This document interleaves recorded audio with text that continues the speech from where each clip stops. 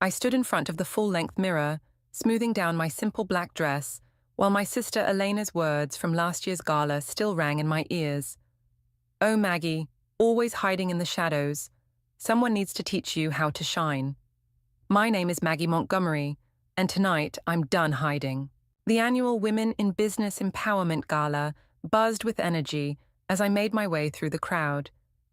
Designer dresses and diamond jewelry sparkled under crystal chandeliers, but I kept my focus on the stage, where Elena would soon deliver her keynote speech. "There's my favorite wallflower," Elena's voice carried across the room as she approached, champagne in hand. "I almost didn't recognize you without your usual hoodie and laptop." I forced a smile. "Good to see you too, Elena. Is that the dress I sent you last Christmas?" She circled me, frowning. "It looks different on you." "Actually, I bought this myself." "Oh, darling, you should have called me. I know how overwhelming fashion can be for someone like you." My best friend Malia appeared at my elbow, sensing tension. "Maggie, there you are. I've been looking everywhere for you." Elena's perfectly painted lips curved into a smile. "Malia, you're looking fabulous as always. Unlike some people, you understand the importance of presentation in business." I bit my tongue, thinking of the 3 tech companies I'd quietly built and sold over the past decade. The investment portfolio that could buy Elena's failing fashion empire 10 times over. "Actually," Malia said, "Maggie just closed an incredible deal at her company." The board was, "Ladies and gentlemen," Elena cut her off, raising her glass. "Gather round. I simply must share the most adorable story about my baby sister." My stomach dropped. "Elena, please don't." "When we were little, Maggie would try so hard to be like me. She'd steal my makeup and try to walk in my heels." Elena's voice carried across the now silent room. "One time, she even cut up my favorite designer dress, trying to make her own fashion line. Can you imagine? It was precious." Polite laughter rippled through the crowd. I felt my cheeks burn. "But that's what I love about her. She knows her limitations. She's found her little niche in computers, and she's content to stay in her lane while I built an empire. Isn't that right, darling?" I looked around the room at the pitying smiles, the second-hand embarrassment. Malia squeezed my arm in support, but I'd already made my decision. "Actually," I said, my voice stronger than I expected, "I have an announcement to make." Elena's smile faltered. "Maggie, don't be silly. The grown-ups are talking business." "Oh, I'm talking business too." I stepped forward, addressing the crowd. "Did you know that Montgomery Fashion stock has dropped 60% in the past year? That they're 3 months away from bankruptcy?" The room went dead silent. Elena's face drained of color. "But don't worry," I continued. "An anonymous investor has been buying up the company's debt. Someone who believes in ethical fashion and supporting women in business. Someone who's been waiting for the right moment to step forward with some conditions for saving the company." "What are you talking about?" Elena hissed. I pulled my phone from my clutch and opened my banking app. "Would you like to see the receipts, dear sister? I have quite a collection." "You're bluffing," she whispered, but uncertainty crept into her voice. "Remember when you told me to learn how to shine?" I smiled, feeling years of suppressed confidence finally breaking free. "Well, I think it's time for both of us to step into the light. We're going to have a very interesting conversation about the future of Montgomery fashion." The crowd burst into whispers. Elena's champagne glass slipped from her fingers, shattering on the marble floor. In that moment, looking at her shocked expression, I felt a mix of triumph and sadness. This wasn't just about revenge anymore. It was about finally being seen. "Ladies and gentlemen," I announced, "I believe this gala is about empowering women in business. So let's talk about real empowerment, not just the kind that looks good on Instagram."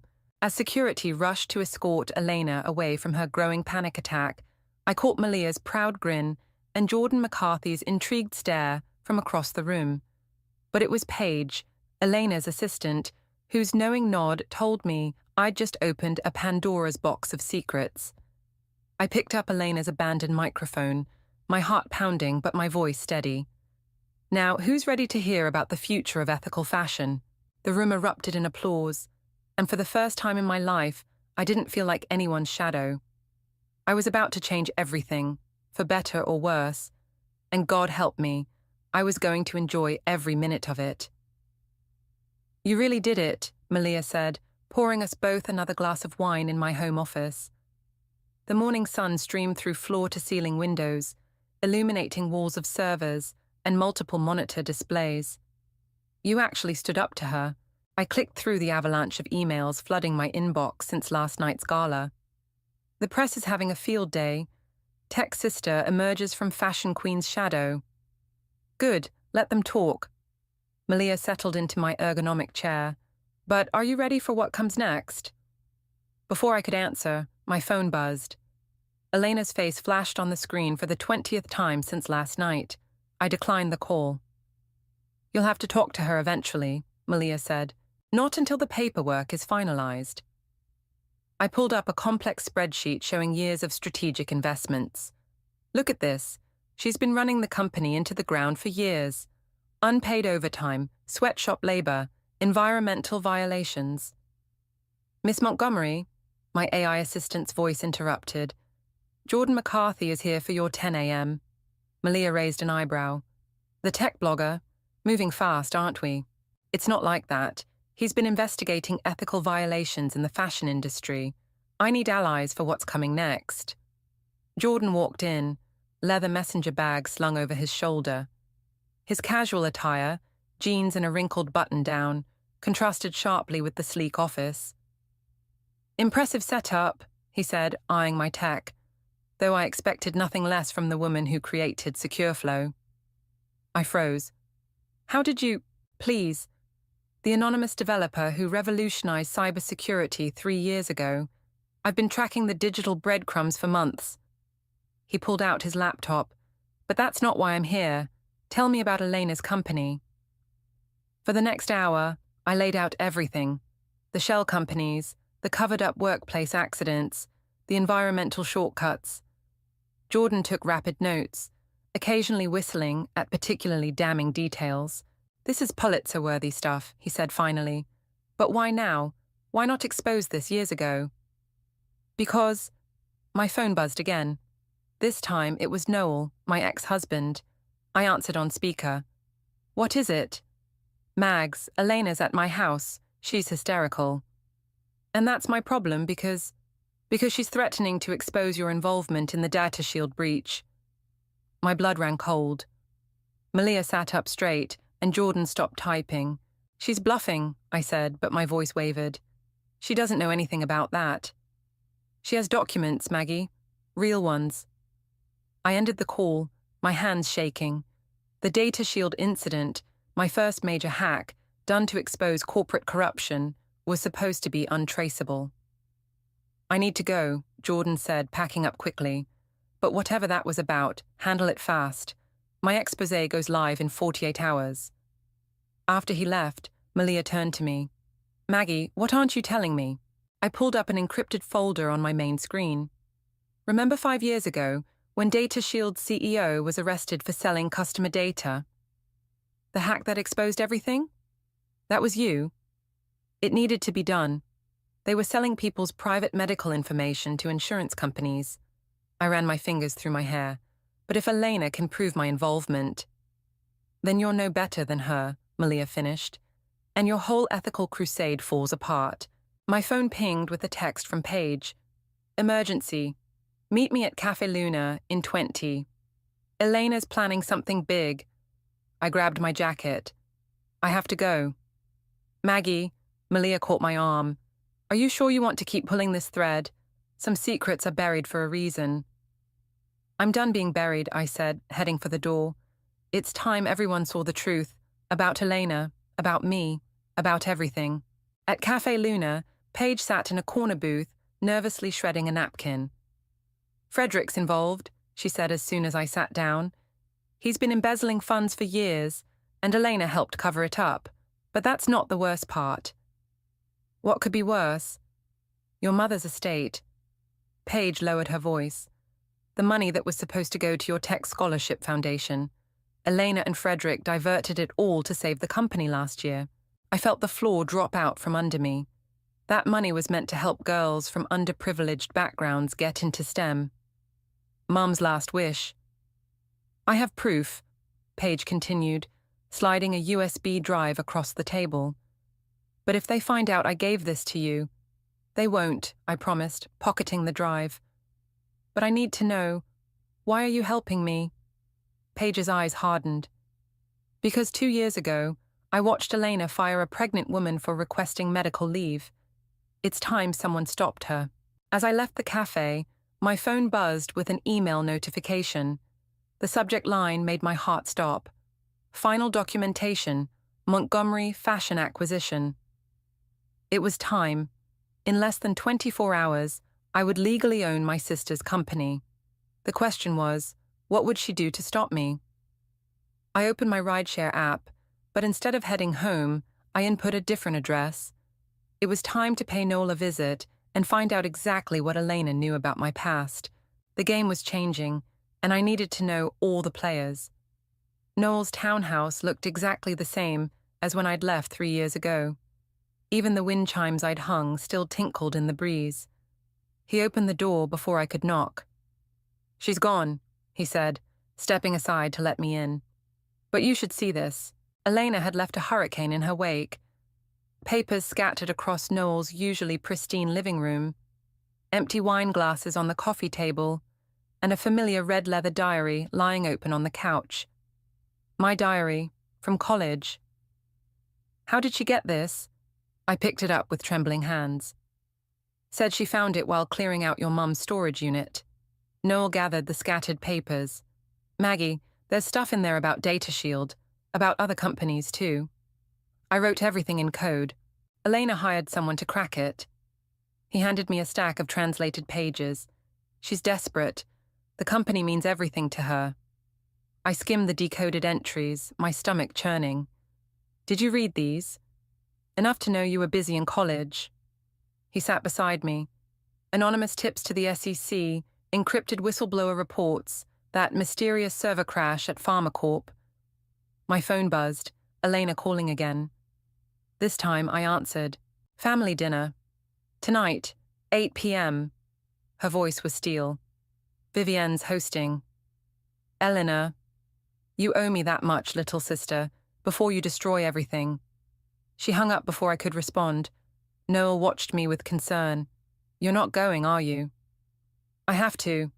I stood, gathering the diary and translations. But first, I need to make some calls. Back in my car, I dialed Malia. How quickly can you decrypt a USB drive? Depends what's on it. Why? Paige gave me something about Frederick and my mom's estate. I need to know what we're dealing with before dinner. Bring it over. And Maggie, be careful. Elena's not the only one with something to lose. At Malia's apartment, her computers hummed as she worked on Paige's drive. I paced, reading through my old diary entries. Got it, Malia said after an hour. Holy shit. The screen filled with spreadsheets, emails, and photos. Frederick in compromising positions with business partners. Elena signing documents with impossible dates. Money trails leading to offshore accounts. They didn't just take your mum's scholarship money, Malia said. They've been running a full-scale fraud operation. Look at these shipping manifests. They're using the fashion deliveries to smuggle goods. Can you send this to Jordan? Already done. But Maggie, she pointed to a photo dated last week. That's Paige with Frederick. They look close. My phone chimed with a text from Jordan. Story's ready. Running tonight at midnight. Hope you're prepared for the fallout. Another message popped up, this one from Vivienne. Bring your evidence tonight, all of it. How does she know? I whispered. Because I told her. Paige stood in Malia's doorway, making us both jump. Sorry, your door was open, and we need to talk. She looked different, confident, polished. Not the nervous whistleblower from this morning. You're working with Frederick, I said. Was working with Frederick, until I found out about the scholarship money. She sat down, uninvited. Look, I'm not proud of what I did, but Frederick promised to make me partner if I helped him manage Elena's indiscretions. And now, Now I want to make it right, but we need to move fast. Frederick's planning to pin everything on Elena and take control of the company himself. My phone buzzed again, a news alert. Elena's face filled the screen. Fashion Empire CEO calls emergency board meeting. She's making her move, Paige said. Once she consolidates board support, your ownership won't matter. I checked the time, 6:30 p.m. Can you get me into that board meeting? It's at 7:30, right before your family dinner. I can get you in, but... Do it. I gathered my things. Malia, send everything to my lawyer. Paige, text me the meeting details. It's time to show Elena exactly what kind of player I've become. Maggie, Malia called as I headed for the door. What about your diary? The evidence against you? I smiled, feeling a calm certainty settle over me. Let her show it. Some things are worth the sacrifice. As I drove toward the Montgomery fashion headquarters, my phone lit up with a final text from Vivienne. Remember, dear, in this family, we don't fight to win, we fight to survive. I parked in Elena's reserved spot, straightened my jacket, and grabbed my laptop. In 90 minutes, I'd face the board. In 3 hours, Jordan's story would break, and somewhere in between, I'd have to survive dinner with the family I was about to tear apart. Game on, big sister. The Montgomery fashion boardroom fell silent as I walked in, Paige 2 steps behind me. Elena stood at the head of the table mid-sentence, her perfect composure cracking for just a moment. What is she doing here? Frederick's voice cut through the silence. I believe, I said, connecting my laptop to the projector, I have a right to attend, given that I now own 51% of the company's debt. Elena's knuckles whitened around her presentation remote. The board was just discussing a restructuring plan. To hide the missing scholarship money, I clicked through to the first spreadsheet, or to cover up the shipping manifests. Frederick stood abruptly. This meeting is private. Sit down, Frederick. Paige's voice was sharp. Unless you'd like me to share those photos from the Dubai trip. The color drained from his face as he sank back into his chair. Ladies and gentlemen, I addressed the board. In exactly 3 hours, a major tech publication will release a story detailing years of fraud, labor violations, and criminal activity at this company. But you have a choice. I laid out my terms: ethical manufacturing standards, fair labor practices, and a restored scholarship foundation with double the original funding. The board members exchanged glances as the evidence mounted on screen. This is absurd, Elena interrupted. You can't just walk in here and... Actually, I can. And I did. I turned to face her directly. The question is, dear sister, are you ready to do the right thing, or should I let Frederick take the fall alone? Frederick jumped up again. You wouldn't dare. Check your email, Paige said quietly. One by one, the board members looked at their phones, faces growing grave as they read Jordan's advance copy of the story. All in favor of accepting the new terms, I asked. The vote was unanimous. Elena stood frozen, her perfect world crumbling around her. Meeting adjourned, I said. Now, I believe we have a family dinner to attend. The drive to Vivian's house was tense. Elena insisted on riding with me, her silence more dangerous than any outburst. You've ruined everything, she finally said as we pulled up to the mansion. No, Elena, I saved everything. You just can't see it yet. Vivian opened the door herself, her silver hair elegant as ever. My girls, right on time. The dining room looked like a museum piece, all crystal and silver, but the tension crackling through it was very much alive. Noel was already seated, along with Jordan, whose presence made Elena's eyes narrow. You invited a reporter, she hissed. I invited everyone who needs to hear the truth, Vivian said, taking her seat at the head of the table. Including the truth about your father. Elena's wine glass stopped halfway to her lips. What does Dad have to do with this? Everything. Vivian pulled out an old envelope. You see, your father didn't leave because of his gambling debts. He left because he discovered something about the company, something that would have destroyed your grandfather's legacy. My heart pounded as Vivian continued. The company was built on blood money. Your grandfather stole his initial designs, drove his partner to suicide, and buried the evidence. Your father found proof and threatened to expose everything, so I convinced him to leave.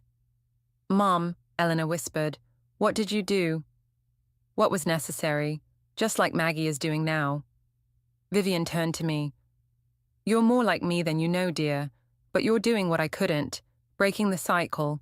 The story goes live in an hour, Jordan said gently. But it doesn't have to include everything. Elena's hands shook as she reached for the envelope. All this time, I thought I was protecting his legacy. You were protecting a lie, I said. But we can build something true now, together. Why didn't you tell me? Elena looked at me, really looked at me, maybe for the first time in years. About your success, your companies. Would you have listened? The grandfather clock chimed 9, its sound heavy with history and secrets. Noel cleared his throat. The data shield evidence, he said. Elena, what are you going to do with it? She pulled my diary from her bag, along with the translations. Without a word, she walked to the fireplace and dropped them in. We watched the pages curl and blacken. I never could decode your weird little ciphers anyway, she said, attempting a smile. My phone buzzed, Malia sending the final version of Jordan's story for approval. One text from me would set everything in motion. Before you send that, Elena said, I need you to know something. The scholarship money. I didn't take it all. Half is still there, waiting. I couldn't completely betray Mom's wish. Vivian reached across the table, taking both our hands. Then let's make it right, all of it. I looked at my sister, really looked at her, and saw past the perfect makeup and designer dress to the girl who used to read me bedtime stories. I pressed send on the text. The truth was about to change everything. But maybe, just maybe, it would change us for the better. The morning after Jordan's story broke, I walked into Montgomery Fashion's headquarters to find chaos. Phones rang off the hook, employees huddled around computer screens, and reporters camped outside the glass doors. Miss Montgomery, a young intern rushed up to me. Which Miss Montgomery are you? The one with the working laptop, I said, heading for Elena's office. Where's my sister? Conference room B, the investors are calling. I found Elena surrounded by screens showing angry faces in expensive suits. She looked like she hadn't slept. The stock has dropped 30%, one investor barked. This is unacceptable. Actually, I said, stepping into view, it's an opportunity. Elena's head snapped up. Maggie? Ladies and gentlemen, I addressed the screens, pulling up a presentation on my tablet. Let me show you our new direction. For the next hour, I outlined our transformation plan. Ethical manufacturing, transparent supply chains, and a revolutionary tech platform for sustainable fashion. Elena watched, her expression shifting from surprise to understanding as I revealed the innovations I'd been developing in secret. This isn't just damage control, I concluded. It's the future of fashion. After the calls ended, Elena slumped in her chair. You've been planning this for years, haven't you? Someone had to. Her phone buzzed, Frederick's lawyer. She put it on speaker. Elena, he's talking, telling them everything. I need to what? She interrupted. Hide, run. No, I'm done running. After she hung up, we sat in silence until Paige burst in. The factory workers are going public, she said, tablet in hand. All of them. Every sweatshop, every unsafe condition. Elena stood. Get me a car. I need to see this myself. We'll take my car, I said. I'm coming with you. The factory was on the outskirts of the city, a sprawling complex that looked nothing like the glossy photos in company brochures. Workers gathered outside, sharing stories with news crews. Miss Elena? A woman approached us, her eyes fierce. Remember me? Sarah from the night shift, the one you fired when I got hurt. Elena stepped forward. I remember, and I'm here to make it right. For hours we listened to their stories. Elena took notes, asked questions, looked each person in the eye. I watched my sister transform from a defensive CEO to someone learning hard truths. Back at the office, Malia was waiting with more news. "Frederick's not just talking about the company," she said. "He's revealed some interesting things about Vivienne's past." My phone rang. "Jordan." "Turn on the news," he said without greeting. "Your mother's about to make a statement." We crowded around Elena's office TV. Vivienne stood at a podium, looking regal as ever. "30 years ago," she began, "I made choices that hurt many people. Today, my daughters are choosing a different path. They're choosing truth." Elena gripped my hand as we watched our mother confess to decades of secrets. "She's sacrificing everything," Elena whispered. "For us." "No," I corrected. "For the truth." Paige entered with fresh coffee and headlines. "Social media's exploding. People are calling for boycotts. But there's also support, lots of it, especially from women in tech and fashion." "Show me," Elena said. We scrolled through messages from young designers, tech innovators, and ethical fashion advocates, all offering help and partnership. "This could work," Elena said slowly. "The transformation. But I need your help, Maggie. Both your business sense and your technical expertise." I raised an eyebrow. "Are you asking me to hack something?" "I'm asking you to be my sister, my partner, for real this time." Before I could respond, Noel appeared in the doorway. "You both need to see this." He led us to the company's main server room. "Someone's trying to wipe the systems. Started about 10 minutes ago." I jumped into action, fingers flying over the keyboard. "It's Frederick. Has to be. He's trying to destroy evidence." "Can you stop it?" Elena asked. "Better." I smiled grimly. "I can trace it." For the next 20 minutes, I battled Frederick's tech team, protecting files, while Noel called cybersecurity and Elena contacted the FBI. "Got him," I finally said. "He's at the airport, Terminal C." Elena was already grabbing her keys. "Let's end this." As we raced to the airport, Elena glanced at me. "You know, when we were kids, I always thought I was protecting you by keeping you in my shadow. And now? Now I realize you were never in my shadow at all. You were just waiting for the right moment to step into your own light." We pulled up to Terminal C, just as FBI agents surrounded Frederick at the gate. He saw us, and his face contorted. "You think this changes anything?" he shouted as they led him away. "You're just like your mother, destroying everything you touch." "No," Elena called after him. "We're building something new, something real." As we watched them take him away, my phone buzzed with a message from Vivienne. "Ready for phase 2? I showed it to Elena. "Are we?" She straightened her shoulders, looking more like my sister and less like a fashion icon. "Together this time." "Together," I agreed, and we walked back into the chaos we'd created, ready to build something true from the ashes of our family's lies. "You want me to do what?" I stared at Elena across her newly reorganized office, now stripped of its pretentious art and filled with sustainability charts.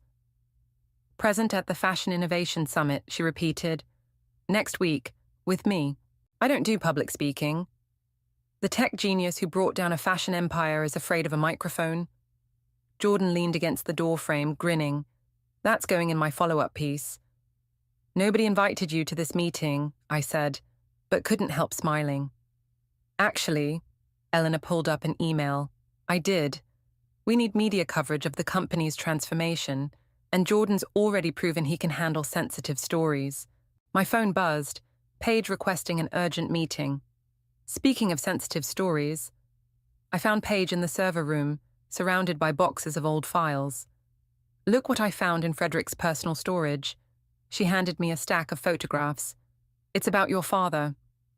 The photos showed our father meeting with Vivienne at a cafe, dated just last year. He was older, grayer, but unmistakably alive and well. "There's more," Paige said. "Account statements showing monthly payments from Vivienne to an address in Vancouver." "She's been supporting him all this time." My hand shook. "Elena needs to see this." "See what?" Elena appeared behind us, making both of us jump. Her eyes fell on the photos. "Is that Dad, I confirmed, very much alive and apparently in regular contact with Mom. Elena snatched the photos, her face cycling through shock, anger, and hurt. All these years, she let us think. We need to talk to her, I said, now. But before we could leave, Malia burst in. Turn on the news. Frederick's wife is giving an interview. We rushed to the nearest TV. Frederick's elegant wife Sandra sat perfectly poised, her expression carefully controlled. What my husband did was unconscionable, she was saying, but he wasn't acting alone. The Montgomery family has a long history of burying secrets. Ask them about Thomas Wright. Elena grabbed my arm. That was grandfather's business partner, the one who supposedly committed suicide.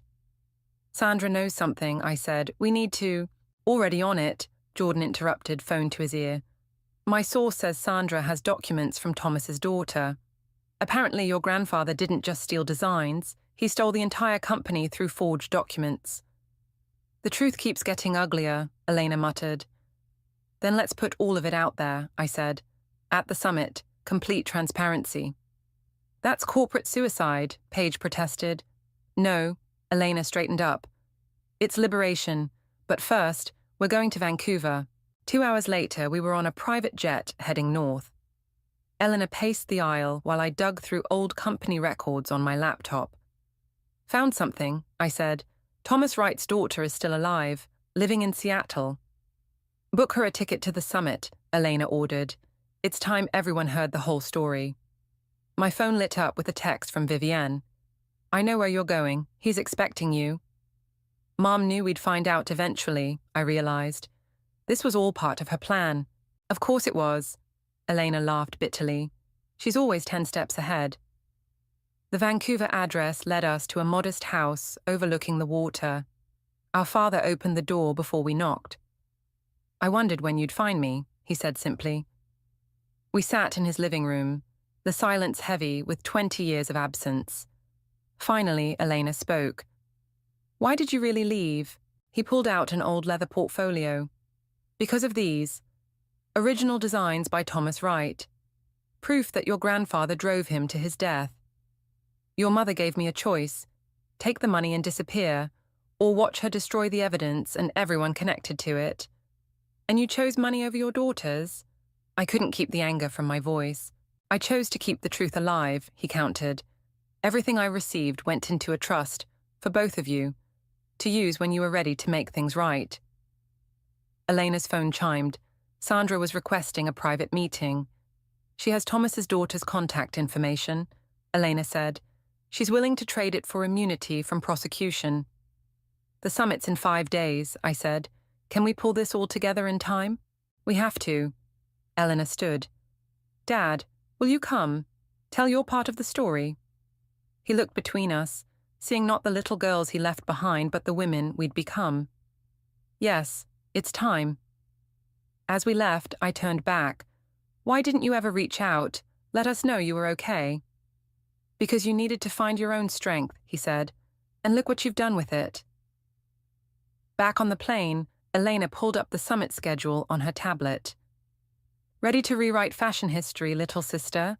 I thought about all the secrets, all the lies, all the pain that had brought us here. No more shadows, I said. Let's show them what the Montgomery sisters can really do. Elena smiled, and for the first time in years it reached her eyes. Together? Together, I agreed, and began typing out our presentation. The truth was messy, but it was ours to tell. The Fashion Innovation Summit's main hall buzzed with anticipation. I stood backstage, adjusting my microphone while Elena paced. Sandra's here, Paige reported, tablet in hand. Front row, with Thomas Wright's daughter, Patricia. And Frederick's lawyers, Elena asked. 3 rows back, looking nervous. I peered through the curtain. Vivienne sat in the center, our father beside her, both looking straight ahead. Jordan was typing furiously in his seat, while Malia gave me a thumbs up from the tech booth. 2 minutes, the stage manager called. Elena grabbed my hand. Last chance to back out. Not a chance. I squeezed back. Ready to burn it all down? And build something better. The lights dimmed and we walked out to polite applause.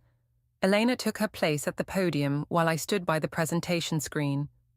"Ladies and gentlemen," Elena began, "you're not here for a fashion show. You're here for the truth." The first slide appeared, a black and white photo of Thomas Wright with our grandfather. 50 years ago, two men started a company. One died in disgrace. The other built an empire on lies. A murmur ran through the crowd. Patricia Wright sat straighter. "But today isn't about the past," I stepped forward. "It's about the future we choose to build." For the next 30 minutes, we laid it all bare. Elena revealed every unethical practice, every covered-up violation. I demonstrated the new blockchain-based transparency system I developed to track manufacturing. "Every garment will have a digital passport," I explained, showing exactly who made it, under what conditions, with what materials. "And speaking of transparency," Elena added, "let's talk about Frederick." On cue, Sandra stood up. "My husband wasn't acting alone. I have proof that board members knew about the illegal shipping operations." "We know," I said, clicking to the next slide. "That's why we're restructuring the entire board." Gasps and whispers filled the room as names and evidence appeared on screen. "But the biggest secret," Elena continued, "isn't about fashion at all. Dad." Our father walked onto stage, his step steady. 20 years ago, I discovered evidence of my father-in-law's crimes. Vivian offered me a choice, silence or exile. I chose exile, but I also chose to protect the truth. Patricia Wright stood up. "My father's designs, the ones that disappeared after his death, are right here," I said, revealing the contents of the old portfolio. "And they're being returned to their rightful owner, you." The audience erupted in chaos. Lawyers rushed forward, reporters shouted questions, and somewhere in the back, I heard Frederick's name being mentioned by security. "Furthermore," Elena raised her voice above the noise, "we're establishing the Wright Innovation Fund, supporting young designers from underprivileged backgrounds.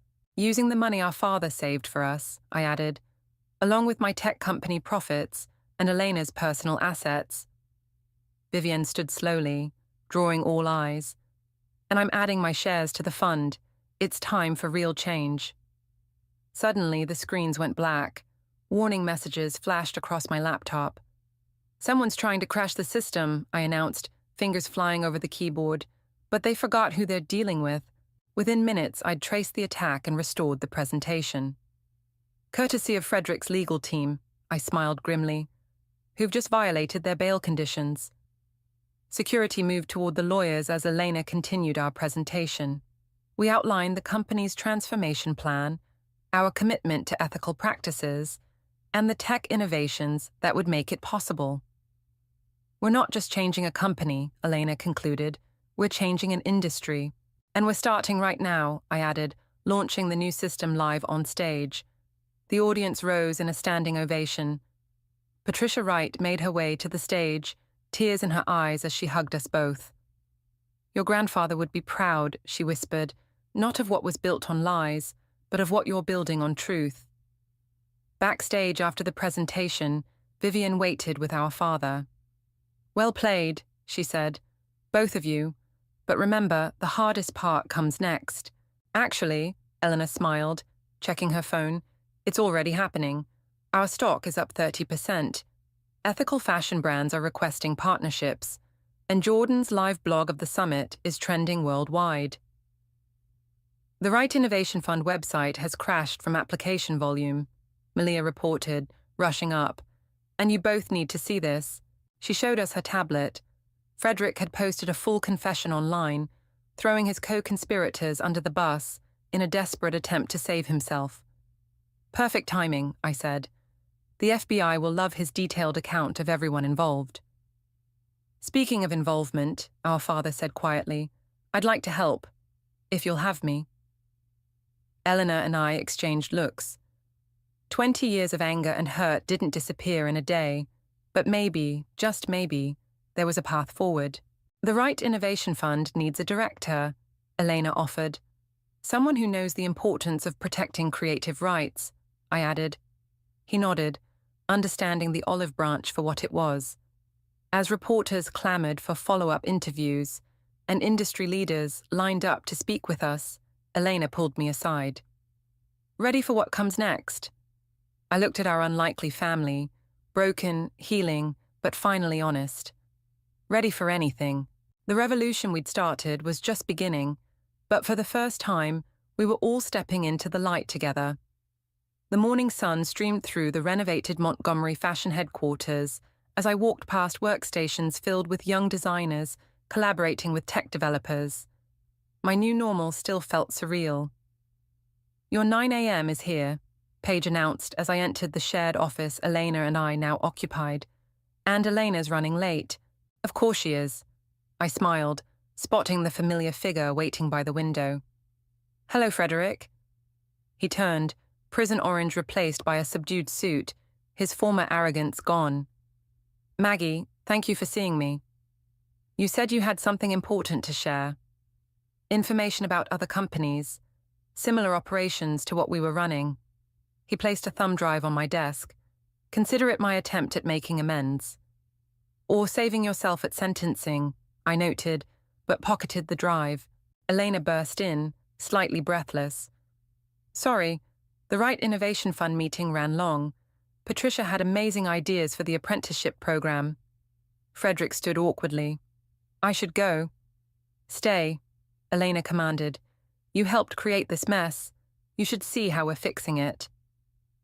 I pulled up our latest project on the wall screen, a virtual fashion show featuring designs from our scholarship recipients, modeled by women of all sizes and backgrounds. "This launches tonight," I explained. "Complete transparency on every piece, from design origin to manufacturing conditions." "And look who's hosting," Elena added as Jordan's face appeared in the promo. Frederick watched, his expression unreadable. "You've actually done it.